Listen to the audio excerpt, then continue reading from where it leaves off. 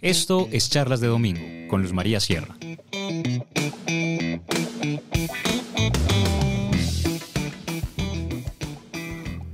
Hola, un saludo muy especial para todas nuestras audiencias. Les habla Luz María Sierra, directora del periódico El Colombiano. Esta es Charlas de Domingo. Tenemos un invitado súper interesante, Carlos Raúl Yepes, que fue presidente de Bancolombia entre los años 2010 y 2016. Fue el gran protagonista la semana pasada de la muy esperada asamblea de Sura, porque allí Carlos Raúl tomó la palabra y en un discurso muy cortico le cantó, podríamos decir, le cantó la tabla al señor Jaime Gilinski. Escuchemos primero lo que dijo él para luego seguir y presentarles al invitado. No tengo acciones en ninguna de estas empresas, pero el lunes pasado me compré una acción de Grupo Suramericana de Inversiones para poder intervenir hoy. Me valió 38.600 pesos, más la comisión, más el IVA. Y aquí estoy. Y vale tanto mi única acción como la del doctor Jaime Gilinski y todo su grupo. Nadie me ha enviado. Estaba en mi casa y veía lo que pasaba. Y lo veía con muchísima tristeza. Me sentía mal sentir que me tenía que quedar callado. Yo hoy lo que quiero es exponerle mi testimonio, doctor Gilinski, de la experiencia que tuve cuando nos conocimos hace tantos años. Y en esa época nos dio por comprar un porcentaje mayoritario del Banco de Colombia, que el doctor Gilinski, muy joven, había adquirido su porcentaje mayoritario. Creo que fue el año 94. Y el negocio lo hicimos el año 97. Y empezó muy bien. Íbamos muy bien cuando llega la crisis asiática. Y a finales del año 97 le escribimos a los abogados del doctor Gilinski, nunca me olvidé el nombre, David Sloan. Le escriben en Nueva York a nuestro abogado Michael Manning y nos dicen, tenemos serios problemas. En esa transacción fuimos estafados.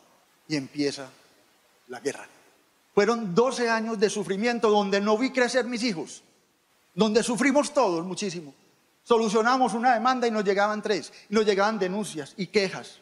Y doctor Gilinski, yo esto no lo he contado, pero esta cicatriz que tengo acá, yo la llamaba Gilinski. Cuando a mí me operaron del corazón, me reventé. Doctor Carlos Raúl, bienvenido. Muchas gracias por acompañarnos. Además, muy rogado usted, ¿no? Pues Luz María, muchísimas gracias. Y digo muy rogado porque, Ave María, lo llamamos, lo buscamos, casi que no se deja convencer. Creo que mucha gente quería hablar con usted, ¿no? Pues es verdad, pero primero muchísimas gracias. Un gusto estar contigo. Yo creo que cuando decidí dar esos 3 pasos al frente, también decidí dar 3 pasos atrás. No quería estar en la mitad del debate. Yo creo que cuando me hice presente, en la forma que me hice presente, como lo pensé. Pero espérese un segundito, yo le pregunto, es que el video, pues quiero contarle primero a nuestras audiencias, ese video ha sido reproducido cientos de miles de veces en nuestro canal de YouTube del Colombiano.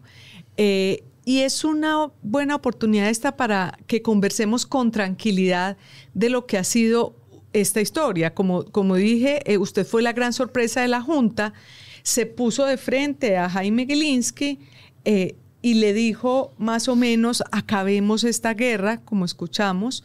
Cuéntenos en detalle esa historia que usted contó allá, la historia de la cicatriz que usted dijo que por primera vez contaba que la había bautizado la cicatriz Gilinski. Bueno, este tema de hacerme presente, de estar allá, son como ese tipo de motivaciones, algo que en determinado momento a uno como que le llama la atención, digámoslo, es un llamado. Yo había tomado la decisión de no intervenir, de no hablar, pero definitivamente hubo un momento de reflexión hace un par de semanas. Donde es decir, ¿cómo se le apareció a usted? Un llamado como de esos que de pronto le llega a uno a la mente, tengo que hacer esto. Así fue. Fue un llamado de sentir como adrenalina, como que debía hacerlo, que era mi deber moral, mi obligación moral, hablar. Y usted entonces se ideó la manera de hablar, porque como contó en la asamblea, decidió ir a comprar una acción. ¿Usted no tenía acciones de ninguna de las empresas del llamado grupo empresarial? Así es, Luz María, de ninguna de las empresas. ¿Y cómo consiguió acciones si están tan difíciles de comprar debido a la gran necesidad de Gilinski de comprarlas? No, pues que era muy fácil, era solo una. Esas las venden en el mercado público de valores. Pero eso fue toda una ideación. Y yo estaba en mi casa, como son los fines de semana, alimentando los perros a las 6 de la mañana, tomando café y leyendo prensa y enterándome como me gusta a mí. Y lo he hecho toda la santa vida. Y de pronto es como si dijera, bueno, y ante esto tan difícil, todo lo que he leído, esa preocupación de todo el mundo, lo que está pasando con estas y todas las empresas, lo que está pasando en la ciudad, yo dije, me va a tocar hablar. ¿Usted sentía que era inminente que Gilinski se tomara todo el conglomerado del Grupo Empresarial Antioqueño, el llamado Grupo Empresarial Antioqueño? Pues digamos que yo no creo que sea inminente. Y tal vez pienso, y lo he pensado en muchas ocasiones, yo creo que Gilinski por esta vía nunca va a ser el dueño controlante de las organizaciones. A lo mejor estoy pensando con el deseo, pero... Por esta vía se refiere a las vías en la asamblea, tratando de interponer... que son distintas de las jurídicas, porque las de judiciales son siempre de pleitos, de confrontaciones, y como lo dije en la asamblea, la confrontación en lo político, la confrontación en los medios de comunicación y por supuesto la confrontación legal. Yo ya tuve esa experiencia y la tesis, cuando yo empecé a hacerlo, yo soy muy de hacerme preguntas, de conversar conmigo mismo. Eso que comúnmente llaman un monólogo es el más profundo de los diálogos, cuando uno se da la oportunidad de hablar con uno mismo. Usted se pregunta a sí mismo, se responde a sí mismo y llega a conclusiones. Y me pregunto las cosas difíciles. Y esas conversaciones individuales son maravillosas. Sobre todo porque uno está desprevenido, es un proceso de autocrítica. ¿Y qué se preguntó? ¿Si debo hacer esto o...? No, estaba convencido, estaba sintiendo que lo debía hacer. Pero cogí una hojita de blog y apunté, si usted tuviera, Carlos Raúl, a Jaime Gilinski al frente, ¿qué le diría? Y la verdad, se me fueron como 9 páginas de manuscrito y dije, no, ¿qué es este pero desorden? habló solo como 3 minutos o 4 minutos. Pero era un desorden. Y yo dije, pero ¿qué son todas estas cosas que yo quisiera decir? Empecé a ordenarlas. Y las ordené como finalmente lo dije. Porque estaba ahí para legitimar mi presencia, que creo que es muy importante reiterarlo. Y es que yo no había hablado con nadie, no he participado en reuniones ni en estrategias, no era vocero de nadie, como lo dije, y sobre todo no era mandadero de nadie. Eso tenía solo un pequeño problemita, chiquito, y es que a título de que iba a ir yo a una asamblea de Grupo Sura, que nunca la había ido, entre otras, porque ni fui directivo ni era accionista. Claro. Entonces ahí fue cuando dije, la única forma, al final yo fui abogado corporativo 30 años, lidiando con todas estas cosas, secretario general de asambleas. En su condición de expresidente de Bancolombia tampoco tenía ninguna autoridad. Ninguna. Y por supuesto, pues yo llego a pensarlo y digo, la única forma es comprarme una acción. Ese día por la noche llamé a una de las personas que nos ayudan en la comisionista de bolsa y le dije que necesitaba una acción. Muy prudente, ella no me preguntó para qué, pero le dije, pero sí la necesito tener el jueves. ¿Cuánto le costó? ¿Cuánto vale? 38.600 más IVA más comisión. ¿La compró de cuál empresa? ¿De cuál de las empresas? De la que era Sura. la asamblea. Claro, la Sura. Grupo Suramericana de Inversiones. Claro, yo tenía que validarme jurídicamente para poder intervenir. Y me compré una acción. Y luego fue y pidió la palabra. Cualquier accionista que vaya a una asamblea pide la palabra y se la dan. No es tan fácil porque absolutamente nadie sabía de esto. Yo no quise comentarlo con nadie porque precisamente esa fuerza interior me decía que debía hacerlo. Y si me pongo a opinar mucho y a preguntar mucho, eso me queda 5-4, diciéndome que sí. Y creo que parte de esto era importante la confidencialidad de hacerlo con, digámoslo en el estilo de los jesuitas que tanto quiero, con la pureza de intención. Y mire, yo no voy a ir a dañar a nadie, no voy a ir a gritar, no voy a ir a insultar. Voy a hacer un llamado que he visto que no se ha hecho. Y que por mi experiencia, por haberlo vivido, porque nadie me lo contó, lo viví, lo sufrí, lo padecí, es que decidí hacerlo. Mi señora, que era la única que lo sabía, sufrió mucho cuando le conté qué le iba a hacer. Y de hecho, como anécdota... Era como despertar un demonio. Pues mire, pero ¿qué vas a hacer si ya estabas alejado? Y apenas la veo prendiendo veladoras. Y le digo, ¿para qué estás prendiendo veladora? Y me dice, no, porque es que para ver si logro que no vayas. Y le dije, mi amor, olvídese de eso, que yo ya siento que tengo que ir. Lo que necesita esa veladora es para que nos vaya bien. Que el mensaje que yo quiero llevar cale en las personas y que ojalá logremos parar en el camino y que se ponga a pensar mucha gente que el camino de la guerra, la confrontación, esto que estamos viviendo en las empresas y en la ciudad, Sí. no es el camino. ¿Y cómo logró que le dieran la palabra? Pues la verdad no sé. No sé porque yo no había hablado con nadie. Yo llegué allá a la asamblea y dije, no, yo no me voy a dejar ver. Entonces me quedé por abajo de una escala solo y dije, aquí me empiezan a saludar la gente, los amigos de la fiduciaria, los del banco, los directivos, los accionistas, los empleados todos de esas empresas. Todos los que lo conocieron no, a usted, porque usted pues apenas se fue hace 7 años. Y pero trabajé 25 están... años en la organización, porque yo Sí. estuve primero en Argos, con el doctor José Alberto Vélez, casi 9 años. Sin embargo, yo no me fui del banco del todo, porque estuve en la junta del banco casi 6 años. Y después, cuando estaba en la junta, fue que me eligieron presidente el 28 de noviembre del 2010. Entonces yo realmente estaba... Entonces usted se escondió y en algún momento, y cuando empezó la asamblea, ¿qué hizo? No, cuando empezó, dejé que empezara la asamblea y me hice en la última fila. Ajá. Y empecé a identificar dónde estaba el doctor Gilinski, dónde estaban sus abogados. Eso es como un campo de juego también, donde como cada uno toma posiciones. Como un ajedrez donde está cada uno sentado. Exactamente. Entonces están los señores, el presidente, está el secretario general y los miembros de junta allá al frente. Están los accionistas, pero estos actores se sientan estratégicamente, unos más juntos, otros menos juntos, pero yo desde atrás veía lo que estaba pasando y no estaba seguro si fuera a intervenir. No estaba seguro si lo fuera a hacer porque podía ser inoportuno, porque ese deseo mío de entregar un mensaje en vivo y en directo a quienes toman las decisiones se podía dañar. Claro. Se podía diluir. Entonces yo por ¿Y en eso... qué momento se resolvió? No, en el momento en que yo ya empecé a ver, si yo hubiera estado como el secretario general, Juan Luis Múnera, uno ve los movimientos en el auditorio. Y entonces yo empecé a ver que tomó la palabra el abogado de los Gilinski y después la tomó el abogado creo que del grupo Argos y después otro abogado. Y entonces ahí empezó lo que yo me imaginaba que iba a empezar, un peloteo de erudición legal. Jurídica, sí. Donde cada uno quería lucirse. Además les pagan muy bien para que se luzcan.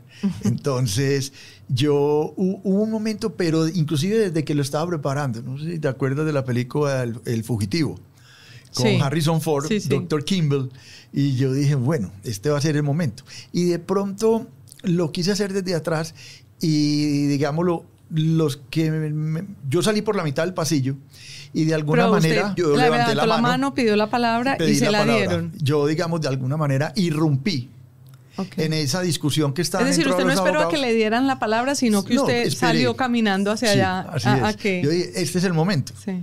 Y voy a salir porque ya los abogados llevan mucho discutiendo y esto es interminable. Yo lo conozco, yo sé que esto no va para ninguna parte. Entonces por eso fue que me fui por la mitad del pasillo.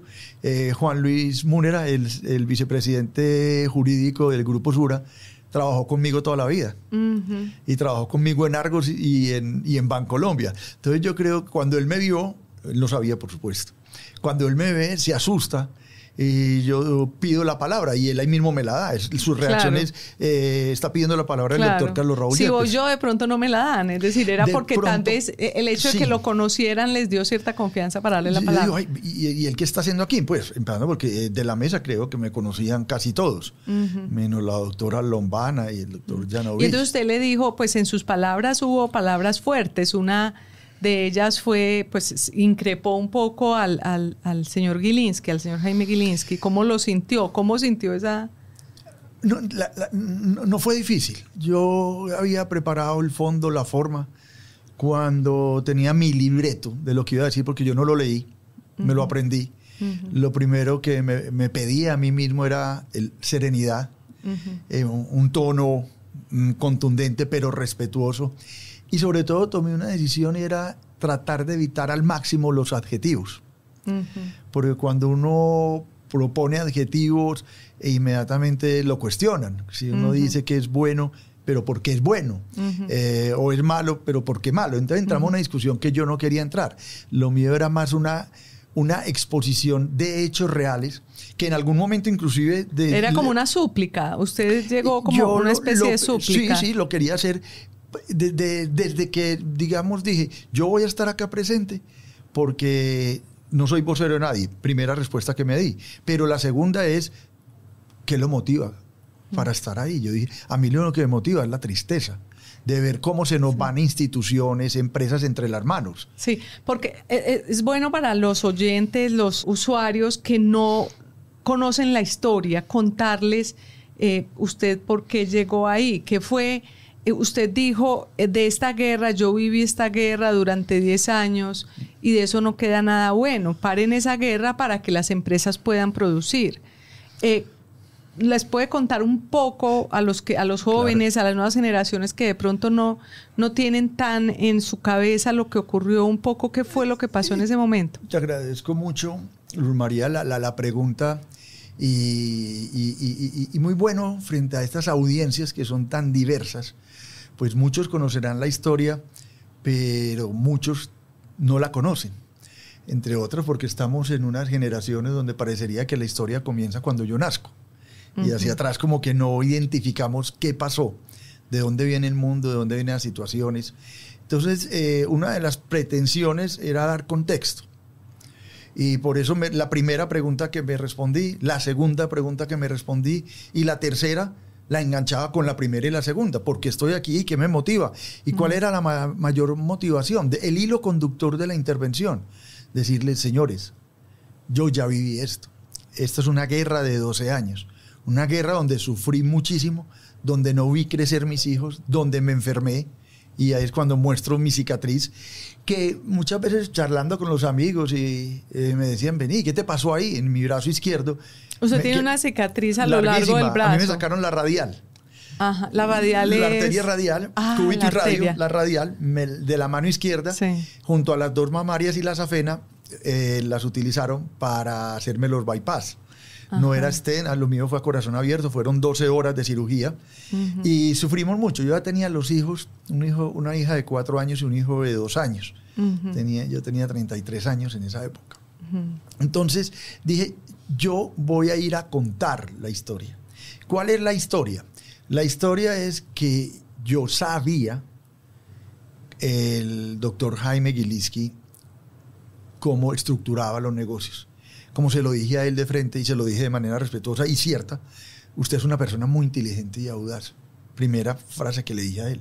La segunda, yo lo he respetado a usted mucho y yo sé que usted también me respeta a mí.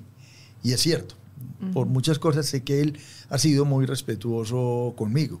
Pero la tercera y también más importante, para validar lo que yo estaba diciendo, los hechos que estaba exponiendo, la súplica que estaba haciendo, era, doctor Gilinski, si he sido impreciso, si he faltado a la verdad, yo quiero que usted sea el primero que me diga que eso no es cierto o que estoy mintiendo. Eso era muy importante. Y fíjate, y en el punto en que usted le dice, yo sé cómo usted hace los negocios, no sé si se lo dice de esa manera, sí, pero ¿a qué se refería usted? A ese entendimiento del proceso de negociación con él. Eso fue en junio de 1997, donde no hay que irse hasta tan atrás, sino como lo empecé diciendo, en el año 94, don Isaac Gilinski y el doctor Jaime Gilinski, Jaime creo que en esa época tenía 35 años, 34 años, y en una movida muy los inteligente. Los mismos que tiene hoy su hijo Gabriel, más o menos. Yo creo que más o menos, porque el doctor Gilinski creo que puede tener unos 65, 66 años actualmente. En esa época era un muchacho de debe tener unos 37, 36 años, personas jóvenes. Y en esa época Jaime Gilinski pues ve una gran oportunidad y el gobierno colombiano había privatizado el Banco de Colombia, después de los escándalos del grupo Gran Colombiano, de Mikkelsen, todo esto, el gobierno colombiano asume la mayoría, el Estado colombiano asume la mayoría del Banco de Colombia y sale, después lo privatiza y sale a un proceso de venta, de subasta, que le es adjudicado al doctor Gilinski, a don Isaac Gilinski y a sus empresas. ¿Ese gobierno fue cuál? ¿El que le vendió a Gilinski? No, ¿Eso fue en 94. 94, ¿César Gaviria o le tocaría por ahí. César Sí, Gaviria sí. o Samper? Cualquiera de los empezando uno de los dos. Entonces, fue de mucha confidencialidad. Nosotros nos encerramos. A mí me llama el doctor Jorge Londoño y me dice que a lo Raúl te necesito para una cosa que ni aún tu señora puede saber. Es de la máxima confidencialidad. Yo ya llevaba en el banco algún Porque año. en ese momento ustedes en Antioquia estaba el Banco Industrial Colombiano. El Banco Industrial Colombiano. Y Jaime Gilinski había comprado el Banco de Colombia. Y el problema surge cuando decide el Banco Industrial Colombiano comprar el Banco de Colombia. No realmente el problema en ese momento. El en ese momento fue era después. Una transacción normal. Y una transacción muy interesante. El Banco Industrial Colombiano compra el Banco de Colombia y se convierte en Bancolombia, lo que soy el Bancolombia. Eso queda en manos de un poco de las acciones. Yo te cuento, es muy fácil. Entonces, Gilinski compra el año en el 94, queda con la mayoría, y en el año 97 lo ofrece en venta. Y nos llaman a nosotros en el Banco Industrial Colombiano. Precisando, el Banco de Colombia fue fundado en 1875 y era el primer banco del país por nivel de activos. El Banco Industrial Colombiano fue fundado en 1944 y era el séptimo Banco de Colombia por nivel de activos. Primera frase precisa, para precisar, el séptimo compra el primero. David compra a Goliat. ¿Y usted por qué cree que Gilinski quiso vender el primer banco? Porque Gilinski es una persona del mundo de los negocios. Ha hecho muchos negocios cuando compra otros bancos, compra el Sabadell. Él es una persona que sabe moverse y en ese momento, mundo de los negocios. Y en ese momento entiendo que ganó, pues se le compraron prácticamente por 3 veces lo que estaba costando el banco en acciones. Yo no recuerdo, Luz María, cuánto, pero en 3 años sé que ganó muchísimo. Como lo que le está pasando ahora, que también está ganando muchísimo, y eso está bien. Y eso era lo que había. Por eso, digamos, la reacción económica y política del país en ese momento fue de sorpresa, de asombro, de reconocimiento de la audacia de Jaime Gilinski, primero comprar el Banco de Colombia, después de venderlo y después el reconocimiento de habérselo vendido al Banco Industrial Colombiano. Porque no fue a los accionistas del banco, era que el Banco Industrial Colombiano compraba el 51% de las acciones del Banco de Colombia que tenía el doctor Gilinski con su familia, y por $418 millones. La diferencia ahí es que el Banco de Colombia era de una familia, la familia Gilinski, el Banco Industrial Colombiano era de los accionistas que eran y todavía probablemente lo es, como son todas estas empresas. Nunca ha habido un controlante mayoritario. Aquí esa sí es la verdadera democratización de la propiedad accionaria. Esa es la gran diferencia un poco del sistema empresarial antioqueño, lo que ha permanecido frente a muchas otras empresas del país que son propiedad de familias, ¿no? Absolutamente cierto. Nosotros, como en toda Latinoamérica, en el mundo, pues generalmente las empresas son de familias, generalmente. Pero por eso existe el mercado público de valores, donde se transan las acciones, pero ahí inclusive todavía puede haber poderes mayoritarios y controlantes. Entonces, esto se llama free float, en la medida en que haya más accionistas y esté más dispersa la propiedad, es mucho mejor. Porque no hay controlantes. Pero aquí, digámoslo, en Colombia, como en muchas partes del mundo, son familias. Pero entonces el problema surgió, fue como 1 año y medio después o algo así. Realmente esto comienza, se compra el BIC compra el Banco de Colombia en agosto del 97. Ese contrato tenía una cláusula que decía que el doctor Gilinski debía mantener una garantía y su valor durante 3 años. Si esa garantía bajaba de precio, que el negocio estaba bien y que no se le iba a dar, y que lo que él había dicho que era el banco era así.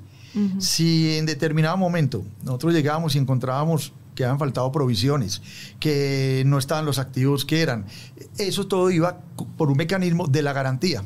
Esa garantía podía valer unos 80 millones de dólares. Porque la negociación fue finalmente a Isaac Gilinski le pagaron 418 millones de dólares. Y la garantía era un porcentaje. 20%, más o menos 80 millones de dólares. Y era muy sencillo. Señor Gilinski, usted vendió estas acciones van a quedar garantizadas por las acciones que usted conserva. Esas garantías quedan en una fiducia. Esa fiducia durante 3 años debe valer 80 millones de dólares para eventuales reclamos. ¿Y qué fue lo que pasó? ¿Ustedes le reclamaron? No, como eran acciones y valían 80 millones de dólares, al final del año, en noviembre precisamente, viene la crisis asiática. Sí. Y eso arrastra todas las bolsas del mundo, incluida la colombiana.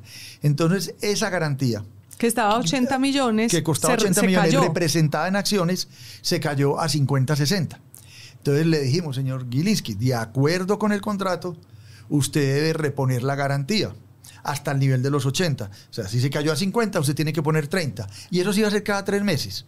Y si la garantía hubiera valido 120... Y entonces usted le dijeron, señor Gilinski, le toca poner 30 millones de dólares más de sus acciones por la crisis asiática. Correcto. Y él le respondió fue con esta demanda y con esta acusación de que se habían hecho un autopréstamo, que porque habían comprado el banco con un préstamo del mismo Banco Industrial Colombiano y que les estaba tocando pagarlo a todos. Y no digo más, porque ese es el resumen exacto de lo que sucedió. Yo ya decirlo ya enredo la explicación de pronto, pero está muy bien dicho. Así fue.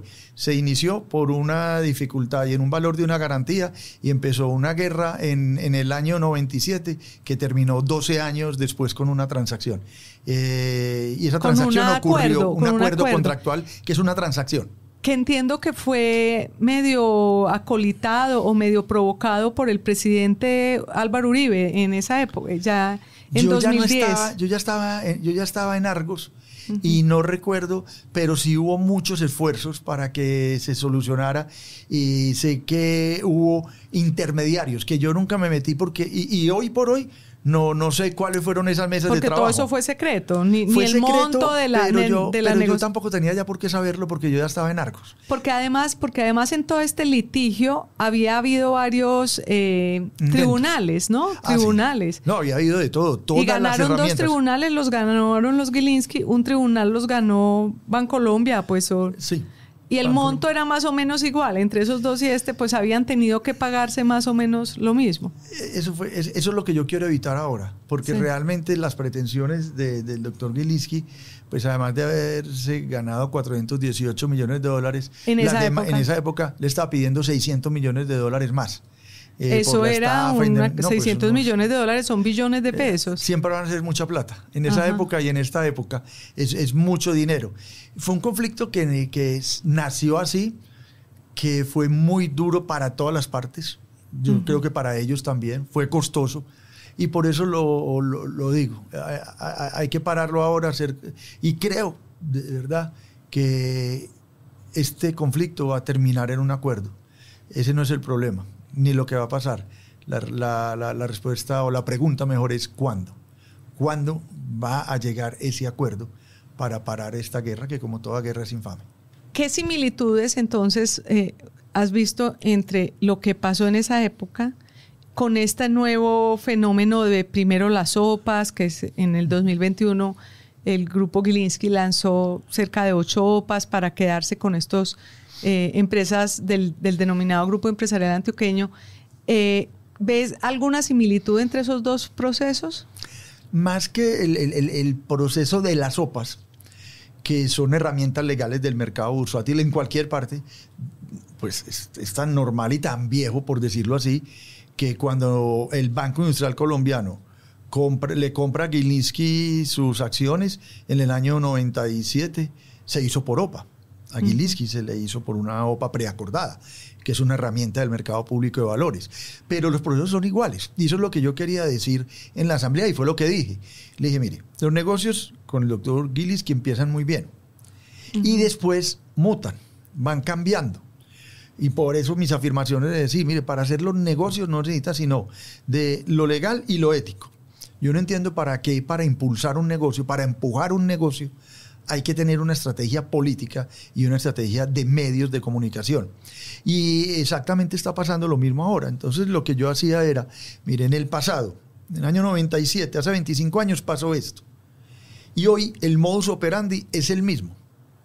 Yo lo que les digo, en ese pasado nos demoramos 12 años en guerra y esto terminó en un acuerdo contractual llamado transacción. Lo que les pido es, ahórrense esa plata, esos dolores de cabeza, esos daños, y no dejen que una cosa que lleva año y medio, vaya a durar mucho más tiempo. Paren esa guerra, siéntense a conversar y tomen decisiones juntos, de una vez. ¿El señor Jaime Gilinski le dijo a usted algo? ¿Le dio alguna respuesta? ¿Lo llamó después? No, a mí no me ha llamado nadie de ellos, pero sí me ha llamado demasiada gente. Yo no, qué bueno uno sentir que hay tanta gente que respalda este tipo de acciones, porque también creo que identifican que uno lo hace con un ánimo positivo. Pero sí me llamó mucho la atención y lo valoro, y es que cuando tuvo oportunidad de intervenir y pidió la palabra en la asamblea, yo ya no estaba, yo ya me había retirado. El doctor Jaime Gilinski hizo una intervención de unos 5 o 6 minutos, cerrando la asamblea.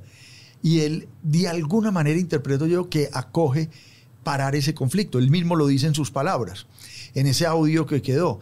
Pero lo que más me llama la atención es en los buenos términos en que él se refiere a mí. Recuerde un poco qué dijo él. Pues yo recuerdo lo que he oído en el audio. Como digo, yo no estaba, es un audio de unos 5 o 6 minutos. Y él dice que él ha creído en esto, que está haciendo en estas empresas, que está haciendo su inversión, que él también quiere evitar conflictos y que le agradece a Carlos Raúl Yepes la intervención, que él me respeta hace muchísimos años, que me agradece la referencia que hice a su padre, don Isaac Gilinski, y bueno, me sorprende también y gratamente que me diga, es que usted es un caballero. Cuando yo estuve allá en la asamblea, yo tenía al doctor Jaime Gilinski y a su hijo a 1 metro de distancia. Y la verdad, el que menos me hizo sentir mal en la asamblea fue él mismo. ¿En qué sentido? ¿Y quién es más? En la posición corporal, en su forma de mirarme. Cuando ¿a los demás los sintió estresados o qué? O incómodos. Había poquitos, pero había algunos incómodos. Pero el doctor Gilinski se lo reconozco y le agradezco que hubiera hecho esa referencia en esos términos a mí. El pero presidente de Sura le pidió que terminara, ¿no? El doctor Gonzalo Pérez me pidió que terminara. ¿Y usted terminó porque él le pidió? ¿O ya se estaba acabando su...? No, me llamó la atención que el doctor Gonzalo Pérez me dijera que acelerara mi intervención porque tenían asamblea a las 10 de la mañana. La tercera asamblea del día, sí. La asamblea ordinaria. Eso me lo dijo cuando yo llevaba 5 minutos de intervención y apenas a las 9 de la mañana. Y yo pues no sabía cuánto durar mi discurso, pero él me dice, doctor Carlos Raúl, por favor, vamos terminando. Y yo le dije, doctor Gonzalo, muchísimas gracias, me quedan 10 minutos. Y yo en ese momento, yo continúo. Y la verdad no me llevé ni los 10 minutos. Hay quienes dicen que toda esta operación de Gilinski para comprar las empresas del Grupo Empresarial Antioqueño es una especie de venganza de lo que pasó en esa etapa que a usted le tocó vivir un poco como protagonista. ¿Usted cree en esa teoría? No creo, por completo, no creo en esa teoría. Yo no creo, yo creo más en el doctor Gilinski, el hombre audaz, inteligente, que hace negocios. Yo desde el principio, y con las pocas personas que he hablado, nunca he creído en esa teoría de que aquí hay una revancha y aquí hay venganza del doctor Gilinski. Lo que hay es un muy buen negocio. Y él vio una muy buena oportunidad de ver unas empresas que en el mercado público de valores estaban a un muy buen precio, que tenían valor potencial, se llama el upside, o sea, el valor incremental. Hizo como lo hizo en el pasado, de buscar quién le financiara una operación de esta magnitud. En el pasado fue George Soros. Claro. Y ahora es el jeque árabe. Y él ha sido, pues digamos, muy inteligente en ver ahí un potencial negocio de muy buenos réditos para quien se meta en él, ¿no? Es que a mí, Luz María, me llama la atención que esas críticas que hablan, que estas empresas, y entonces de una manera facilista, las meten bajo la sombrilla del GEA, que bueno, eso ya es otra bueno, esa cosa. es otra explicación que la gente no acaba de entender. ¿Cómo así que es el GEA y que no es el GEA, que no es el grupo, que eso es un grupo? El Una GEA no es un explicación grupo. corta. Una explicación corta es que el GEA no es el grupo, no es un grupo.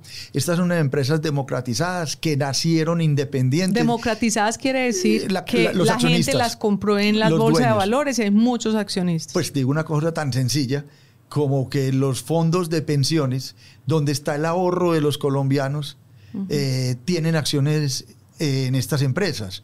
Luego, si cada uno va a mirar, si tiene acciones en Protección, en Porvenir, en Scandia, estos fondos de pensiones, se va a dar cuenta que es accionista de estas empresas, de eso que llaman el GEA. Porque si no existe el GEA, se habla tanto de ese grupo de empresas como el GEA. Yo creo que fue por una historia, es una invención periodística del año 82, cuando la toma hostil de Jaime Mikkelsen.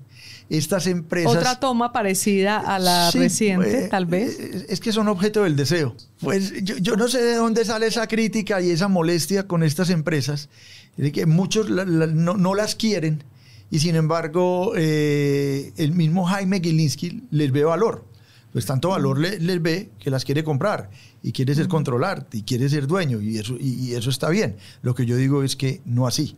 Cuando usted dice que no las quieren y las critican, ¿se refiere tal vez a veces las intervenciones que hace el alcalde de Medellín, que es tal vez el que más duro le da al GEA? Yo creo que ha sido de toda la vida. Antioquia, esta región, estas empresas donde los abuelos cuando nacían, los nietos les daban acciones de estas empresas, han conservado un hilo conductor en toda su vida, han sido muy valiosas. Como lo dije también en la asamblea, generan valor distribuido. 100 pesos que pone un grupo de señores y señoras como accionistas para que una iniciativa arranque, son 100 pesos que como hoy son billones de billones, donde estas empresas tienen más de 100.000 empleados, participan con el 7% del PIB del país y no más. Son relevantes, son importantes y no solamente en Colombia, sino a nivel mundial, porque están en el Dow Jones Sustainability Index. Sí, se ganan ese Dow Jones, se lo ganan. Todas estas empresas del llamado Grupo Empresarial Antioqueño son las que salen de primeras en diversidad, en medio ambiente, en todos los temas los tres niveles, modernos, que es el económico, ¿no? El ambiental y el social. Sí. Son generadoras de valor. Yo cuando estaba en Argos empecé a llevar a Argos al Dow Jones, pero cuando fui presidente de Bancolombia fue el primer banco del mundo sostenible. Pero no nos vamos a desviar. Le voy a hacer solo la última pregunta, que se la hice, me la contestó más o menos, pero quiero que nos cuente todo. más. Si falta, estoy listo. El tema de la cicatriz Gilinski, es decir, usted... ¿Qué fue lo que le pasó? ¿Qué fue lo que le produjo esa época tan tensionante? No, me reventé. Sencillamente, cuando uno aborda el trabajo de esa manera, 24/7, donde de verdad los primeros 10 años de mis hijos yo no los vi crecer, porque a toda hora estábamos en función pues del banco, comercialmente, estratégicamente, pero también defendiéndonos de todos esos ataques, todas las dificultades. Gilinski llegó a tener 31 abogados interponiendo. Pues yo que sepa, a la mesa iban 8 y todos muy importantes. ¿Cuál de todos más importantes? Procuradores, fiscales, de valor, el doctor Fernando Londoño, el Fernando Inestrosa, Jaime Bernal, Gustavo Es decir, Grey. la crema innata del derecho se alió, pues ayudó a Gilinski en esa pelea. Sí, le ayudaron mucho. Bueno, o lo asesoraron. Y así como dije yo, y bueno, y otras personas en lo político y otras personas. Además, el costo económico de sostener ese pool de abogados tan grandes ligas debió ser inmenso. Sí, me imagino que debe ser como el de Trump ahora. Debe ser uno para sostener esos séquitos de abogados. Y entonces usted se reventó y le produjo un problema en el corazón. A mí me hicieron un cateterismo, tenía tapadas las 3 arterias del corazón. ¿Y el médico dijo que era por estrés o usted por qué le dice cicatriz Gilinski? Esa anécdota, porque no había otra razón de la forma en que yo trabajaba. Yo, Luma, te decía en algún momento que en mi libro digo que en la vida no hay malos ejemplos, todos son buenos ejemplos de la forma en que se deben hacer y en la forma en que no se deben hacer las cosas. Y yo fui muy buen ejemplo en el sentido en que en 10 años en Bancolombia, precisamente de cuenta de este conflicto, yo no supe que eran 15 días hábiles de vacaciones. Eso me reventó. Definitivamente el cuerpo grita. Lo que pasa es que uno no oye los susurros. Pero logró sobrevivir. Era una intervención difícil. Muy difícil. Fueron 12 horas de cirugía a corazón abierto, que le parten a uno el esternón. Me fue regular en el posoperatorio, me dio neumonía, de todo. Pero después ya me seguí deteriorando y realmente ya cuando llegué a la presidencia del banco, pues ahí ya viene la famosa carta de mi hija donde me dice: papá, ya no más. En 6 años entré 10 veces a la clínica. Yo tenía en ese momento, pues el diagnóstico era divertículos, colectomía, colostomía, pancreatitis. Todo lo que da el estrés. Sí, todo, diabetes, hígado graso. ¿Y ahora, y después de eso, ahora cómo está? Ay, yo ahora absolutamente feliz, hago muchas cosas. Bien de salud. Muy bien. Hace 15 días pasé todos los exámenes, ecografía, rayos X, prueba de esfuerzo, laboratorio. Y muy bien. De alguna manera su retiro prematuro, pues de la dirigencia de estas empresas, tuvo que ver con esto entonces, porque usted se retiró ¿a qué edad? Yo me retiré de 51 años. Todavía 52. Le quedaban por lo menos 10 años más para la jubilación al menos. No, y desde ese día, Lulma, me celebro 3 días, así como el 20 de julio y el 7 de agosto, yo me celebro el Día de la Salud, que es el día que dejé entrar a la clínica. Hace 7 años no entro a la clínica. Para mí el Día de la Salud lo celebro el 15 de septiembre.